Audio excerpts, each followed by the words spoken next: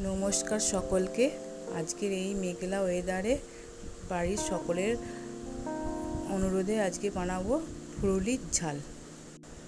প্রথমে ফুলুরিগুলোকে ছোট ছোট করে কেটে নেব, তারপরে কড়াইয়ে তেল গরম করতে দেব। ফুলুরির ঝালের জন্য আমি এই উপকরণগুলো নিয়ে নিয়েছি।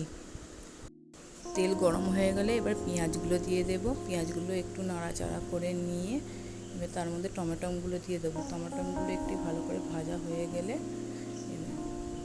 ভাজা করে নেওয়ার পরে এবার রসুন বাটা, আদা বাটা দিয়ে বেশ ভালো করে একটু ভাজা করে নিয়ে তাতে এবার লঙ্কাগুলো, হলুদগুলো দিয়ে ভালো করে কষিয়ে নেব মশলাটাকে।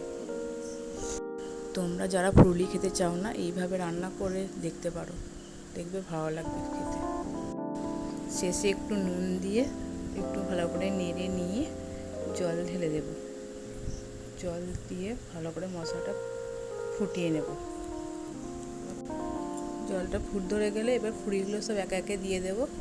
দিয়ে ভালো করে মিনিট সাথে ফুটিয়ে নেব ফুলুরিগুলো। ফুটিয়ে নিয়ে তারপর নামিয়ে নেব ফুলুরিগুলো। ভিডিওটি কেমন লাগলো জানাবেন। বাই।